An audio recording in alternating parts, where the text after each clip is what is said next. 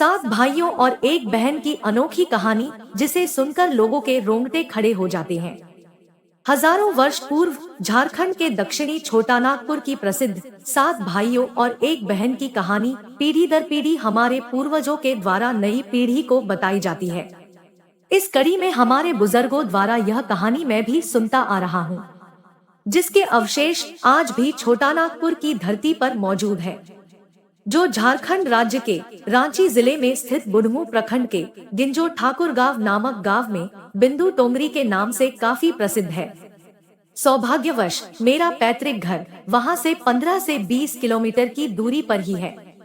मुझे जब पता चला कि मेरी दादी और दादाजी जिस कहानी को सुनाया करते थे उसके अवशेष आज भी मौजूद हैं, तब से मुझे उक्त स्थल में जाने की तीव्र लालसा होने लगी थी।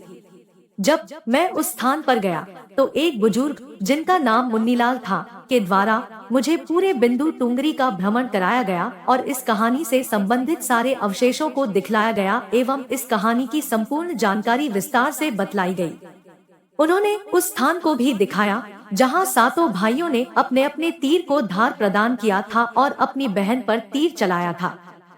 जिस केंद्र के वृक्ष पर मचान बनाकर छोटी बहन को खड़ा किया था और सातों भाइयों में सबसे छोटा भाई अपनी बहन का पका हुआ मांस को न खाकर चोरी छुपे से जिस टीला में मांस को डाला था उस स्थान पर उगे बांस को भी दिखाया। वह बांस बुदा आज भी उसी स्थान पर मौजूद है। डाड़ी छोटा कुआं, पानी लाने के लिए जिस डाड़ी छोटा कुआं का प्रयोग हुआ था वह डाड़ी आज भी है, जिसका वर्तमान समय में सौंदर्यीकरण कर दिया गया है। यह सत्युगी कहानी इस प्रकार है। एक राजा के 7 बेटे और एक बेटी थी जो खुशी खुशी अपना जीवन बिता रहे थे। 7 भाई बहनों में इकलौती छोटी बहन बहुत ही शांत स्वभाव, आज्ञाकारी एवं संस्कारी थी। उनमें सबसे बड़े भाई का विवाह हो चुका था। सातों भाइयों में सबसे छोटा भाई एक आंख से अंधा था। छोटे भाई के दिल में अपनी इकलौती बहन के लिए बड़ा प्यार एवं लगाव था। एक दिन बड़े राजकुमार अपनी पत्नी और अपने छोटे भाइयों को साथ लेकर अपने खेतों में काम करने चले गए। चूँकि उस जमाने में खेती-बाड़ी आपसी सहयोग से हुआ करते थे, सभी लोग खेतों में काम करने जाने से पहले अपनी छोटी बहन को खाना बनाने का आदेश देकर घर से निकलते हैं। सातों राजकुमार की बहन अकेले घर पर खुशी खुशी सबके लिए खाना बनाने के लिए जंगल से सरौटी साग को तोड़ कर लाती है और बड़े प्यार से सरौटी साग की सब्जी बनाने से पहले बैठी सब्जी फल आदि काटने का औजार से साग को काटने लगती है। इसी दौरान वह अपनी उंगली भी काट बैठती है और रक्त की एक तेज धार निकलने लगती है, जिससे उसका पूरा हाथ खून खून हो जाता है। तब राजकुमारी सोचने लगती है कि क्या करूं? अगर घर के दीवार में खून को पोंछूंगी तो भैया लोग देख लेंगे और चिंता करेंगे, और यदि अपने कपड़े में पोंछूंगी तो भाभी खून लगा कपड़ा देखकर माहवारी समझ खाना नहीं खाएंगी। राजकुमारी इस डर से सब्जी पकाने वाले छाता साग में सारा खून को पोंछकर खून को बहने से रोकती है। फिर इसी खून लगे साग को सब्जी बनाती है। जब उसके सारे भाई और भाभी अपने खेतों से लौटते हैं तो छोटी बहन हमेशा की तरह सभी के लिए साफ थाली में खाना और मिट्टी के लोटे में पीने के लिए पानी देती है और सभी एक साथ खाना खाते हैं और पके हुए साग को खाकर खाने की जमकर तारीफ करते हैं। और वे सब अपनी बहन से पूछते हैं कि बहन तुम्हारे द्वारा बनाया हुआ यह साग बहुत बार खाए हैं, परंतु आज की बनी सब्जी का स्वाद बहुत ही अद्भुत लगा। बताओ ना कैसे और क्या क्या मिलाकर इतना स्वादिष्ट सब्जी बनाई हो। पहले तो राजकुमारी डर से सहम गई कि कहीं भाइयों को पता न चल जाए कि मेरे हाथ की उंगली कट गई है। फिर वह थोड़ा सोचकर बोलती है कि कुछ नहीं भैया, जैसा हमेशा की तरह सब्जी पकाती हूँ वैसे ही तो बनाई हूँ। राजकुमारी अगले दिन सातों भाइयों के अनुरोध पर फिर से एक बार वही छाता साग की सब्जी बनाती है, परंतु भाइयों को पिछले दिन के जैसा स्वाद नहीं मिलता। फिर ऐसा ही अनुरोध 3-4 बार हुआ, लेकिन खून लगे साग का स्वाद उनके मनमस्तिष्क से उतर ही नहीं रहा था। असलियत जानने की जिज्ञासावश सातों भाई और भाभी ने उससे उस दिन के खाना बनाने का तरीका जानने का जिद करने लगे। मजबूरन राजकुमारी को सारी घटना बतानी पड़ी। सच्चाई मालूम होने पर पांचवा भाई, जो बहुत ही लालची किस्म का था, उसने बाकी भाइयों से कहा कि बहन का खून इतना स्वादिष्ट लगा तो इसका मांस कितना स्वादिष्ट होगा। यह बोलकर सभी भाइयों के बीच चर्चा करने लगता है। सबसे छोटे भाई को छोड़कर बाकी भाइयों ने राजकुमारी को मारकर उसका मांस खाने को राजी हो गए थे। मांस खाने की सोचकर उन सभी के मुंह से लार टपकने लगता है। भाइयों के मन में स्वादिष्ट खाना खाने के लिए वे कितना लालची बन गए, इसका आभास राजकुमारी को हो गया कि किस प्रकार उसके भाई उनकी मांस खाने की लालसा रखते हैं। एक दिन सातों भाई शिकार खेलने के बहाने राजकुमारी को लेकर घने जंगल में लेकर जाते हैं, जहां पूर्व से निर्मित 4 केन के वृक्षों पर बने मचान के नीचे पहुंचते हैं, जिस पर अपनी बहन को यह झूठ बोलकर चढ़ने के लिए बोलते हैं कि इस मचान पर जंगली जानवर तुम पर हमला नहीं कर सकेंगे। इस प्रकार सातों भाई अपनी बहन को मचान पर बैठाकर अपना अपना धनुष लेकर शिकार करने का ढोंग करके चले जाते हैं। तब राजकुमारी को पूरा आभास हो चुका था कि आज उसका आखिरी दिन है, लेकिन वह चाहती थी कि उनके भाइयों की इच्छा पूर्ण हो, इसलिए भी वह मचान में जाकर बैठ जाती है, केंट के वृक्ष के साथ में बांस का बुदा। फिर सभी भाई केंट के वृक्ष पर बने मचान से कुछ दूरी पर स्थित टोंगरी छोटा पहाड़ पर अपने अपने धनुष बाण के साथ पहुंचते हैं और एक चट्टान पर बारी बारी से अपने बाणों को तेज धार प्रदान करते हैं। टोंगरी के ऊपर सबसे पहले बड़ा भाई अपने तीर को चट्टान में धार करता है और अपनी बहन पर धनुष से निशाना लगाकर तीर छोड़ता है। तभी राजकुमारी पूरी बातों को समझ जाती है कि भाइयों का क्या इरादा है और अपनी मातृभाषा में गीत को गाने लगती है। बिंदु बिंदु दादा छाती ताइक ताइक, अर्थात जान से मारना ही है दादा साहब, तो तीर को सीधे मेरे छाती में वार करो, इधर उधर तीर क्यों चला रहे हो। फिर सभी भाई बारी बारी से अपने तीर के धार को तेज करते हैं और राजकुमारी पर निशाना लगाकर तीरों को छोड़ते हैं। 6 भाइयों का निशाना खाली जाता है और 7वां भाई, जो सबसे छोटा था, वह तीर चलाने से इनकार कर देता है, क्योंकि उसे अपनी छोटी बहन से बहुत लगाव था और धनुष बाण चलाने में सातों राजकुमार में सबसे निपुण था।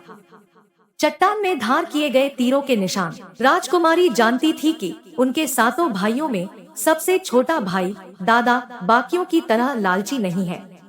6 भाई छोटे भाई पर पूरा दबाव डालते हुए आदेश देते हैं कि अगर वह तीर नहीं चलाएगा तो बहन की तरह उसे भी मार देंगे। फिर छोटा राजकुमार उदास मन के साथ तीर को थोड़ा ही धार कर दूसरी दिशा में तीर को छोड़ने की कोशिश करता है और तीर को धीरे से छोड़ता है। राजकुमारी हर बार की तरह इस बार भी वही गीत गाती है, बिंदु बिंदु दादा छाती ताइक ताइक। इतने में छोटे भाई का तीर सीधे राजकुमारी के सीने को भेद देता है और राजकुमारी की आत्मा शरीर से अलग हो जाती है और उसकी आत्मा उसी स्थान पर भटकने लगती है। तभी वह देखती है कि उसके शरीर का मांस खाने के लिए उसके भाई कैसे लालच करते हैं और सबसे छोटे राजकुमार को जबरदस्ती मारपीट कर उसके शरीर को काटने का आदेश देते हैं। बहन के मांस को पकाने के लिए बहुत सारी सूखी लकड़ी लाने के लिए छोटे राजकुमार को जंगल भेजा जाता है। छोटा भाई जंगल में खोज खोज कर ढेर सारा लकड़ी जमा करता है और सोचता है कि कैसे इतना सारा लकड़ी को ले जाऊंगा। दादा जो रस्सी दिए हैं वो भी 7 टुकड़ों में दिए हैं, उन्हें जोड़ने पर भी यह रस्सी इन लकड़ियों को नहीं बांध पाएगा। देर होने के डर से राजकुमार उदास होकर रोने लगता है और उसके आंखों से आंसू धरती में गिरने लगता है। वह अपनी बहन को याद करके रो ही रहा होता है कि तभी एक नाग देवता वहां आते हैं और पूछते हैं कि क्यों रो रहे हो राजकुमार। वह इधर उधर देखता है किंतु कोई भी नजर नहीं आता है। फिर राजकुमार को नाग देवता दिखते हैं और राजकुमार नाग देवता को अपनी पूरी आपबीती सुनाते हैं। फिर नाग देवता उसे कहते हैं कि मैं लकड़ी में रस्सी की भांति लिपट जाता हूँ और तुम जैसे ही लकड़ी वहाँ रखोगे तो मैं धीरे से निकल जाऊंगा। और राजकुमार ऐसा ही करते हैं। सभी बड़े भाई यह देखकर चकित रह जाते हैं कि कैसे उनका छोटा भाई रस्सी के साथ टुकड़े होने के बावजूद भी जंगल से इतना सारा लड़की लेकर आता है। तत्पश्चात वे लोग अपने छोटे भाई को पानी लाने के लिए एक घड़ा में 7 छेद कर भेज देते हैं। छोटा राजकुमार पानी लाने के लिए एक दाढ़ी छोटा कुआं में जाता है और घड़े में पानी भरता है, परंतु उसमें छेद होने के कारण सारा पानी गिर जाता है और राजकुमार वहीं बैठकर सोच कर रोने लगता है कि बिना पानी के वापस जाऊंगा तो बड़े भैया लोग मारपीट करेंगे। यह सारी घटना को दाढ़ी के मेंढक, केकड़ा और मछली सुन व देख रहे थे और वे तीनों राजकुमार को रोता देखकर पूछते हैं कि क्यों रो रहे हो। फिर राजकुमार उन्हें अपनी आपबीती को विस्तार से बतलाता है और कहता है कि मैं अपनी प्यारी बहन के शरीर का मांस कैसे खा सकता हूँ, नहीं खाऊंगा तो बड़े भैया लोग मारपीट करेंगे। तब मेंढक कहता है कि तुम परेशान मत हो, हम सब मेंढक घड़ा के छेद में चिपक जाते हैं। फिर मछली और केकड़ा बोलते हैं कि तुम हमें लेकर चलो, तुम्हारे भाई जब राजकुमारी के मांस को खाएंगे तब तुम मछली को खाना और जब वे हड्डी को खाएंगे तब तुम केकड़ा को खाना, बड़े भाइयों को शक नहीं होगा। फिर राजकुमार ने बिल्कुल वैसा ही किया जैसे केकड़े और मछली ने कहा था। रात को जब राजकुमारी का पका हुआ मांस खाने को परोसा गया तब बड़े भाइयों से छुपाकर वह मांस को दीमक के टिल्हे में डाल देता है और समय बीतने पर वहां बांस का एक बड़ा बुदा झुंड उगता है। इस घटना के वर्षों बाद एक भीख मांगने वाला जोगी उसी बांसौदा के पास से गुजर रहा था और वह सुंदर सुंदर बांस के बुदा को देखकर सोचता है कि अगर इतने सुंदर बांस से केंदरा वाद्य यंत्र बनाया जाए तो कितना सुरीला धुन निकलेगा। उसी क्षण बांस से आवाज आती है, ना काट काट रे जोगी, ही तो लागे भैया रोपल बांस। जोगी फिर भी बांस को काटता है। जोगी इसी उद्देश्य से एक मोटा बांस का टुकड़ा काट कर ले जाता है कि इस बांस का आवाज इतना सुंदर है, यदि केंदरा बनाएंगे तो कितना मधुर आवाज निकलेगा। और जोगी इस बांस से एक सुंदर केंदरा का निर्माण करता है। इस केंदरा से इतनी मधुर ध्वनि निकलती है कि जोगी जहाँ जहाँ भी इसे बजाता है इसके ध्वनि से लोग मंत्रमुग्ध हो जाते थे। एक दिन जोगी घूमते घूमते बड़े राजकुमार के घर पहुँचता है और अधिक धन के लालच में जोगी जोर जोर से केंदरा बजाना शुरू करता है, परंतु इस बार केंदरा का मीठा सुरीला स्वर कर्कश हो जाता है और जब भी जोगी कुछ नया धुन बजाने की कोशिश करता है बार बार एक ही धुन निकलता है, ना बाज रे केंद्रा, ही तो लगो मोर दुश्मन कर घर। बार बार यही धुन निकलने पर बड़ा राजकुमार मारपीट कर जोगी को अपने घर से भगा देता है। ऐसे ही घूमते घूमते जोगी हर भाई के घर जाता है, लेकिन हर बार की भांति वही धुन ना बाज रे केंद्रा, ही तो लगो मोर दुश्मन कर घर बजाता है। यह धुन सुन सारे भाई जोगी को डांटपट कर भगा देते हैं। सबसे अंत में जोगी छोटे राजकुमार के घर पहुंचता है।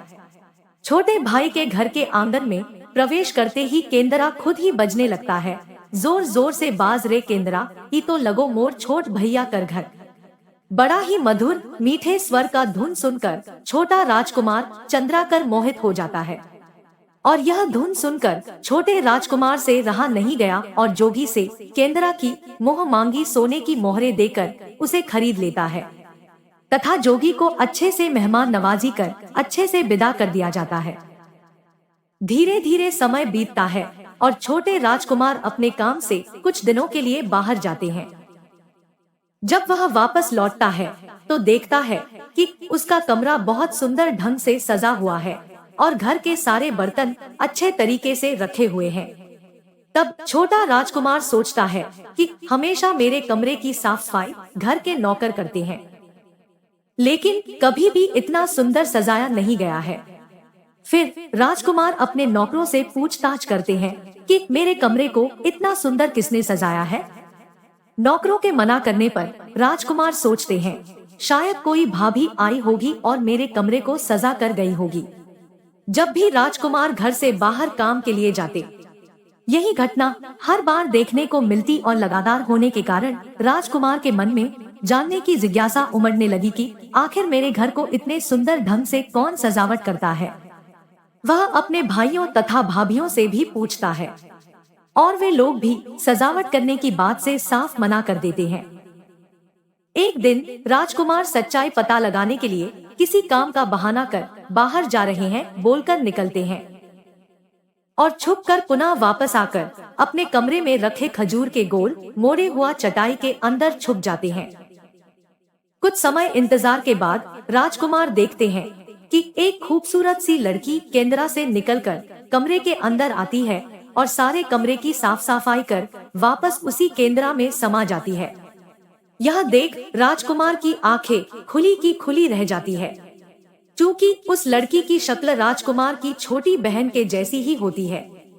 राजकुमार अगले दिन फिर से एक बार उसी प्रकार छुप जाते हैं और जैसे ही वह सुंदर लड़की पूरे कमरे की साफ सफाई का काम खत्म कर वापस केंद्रा में जाने वाली होती है, तब छोटे राजकुमार उस लड़की का हाथ पकड़ लेते हैं और तुरंत केंद्रा को जला देते हैं, जिसके बाद वह लड़की हमेशा के लिए मानव रूप में परिवर्तित हो जाती है और दोनों भाई बहन खुशी खुशी अपना जीवन जीते हैं।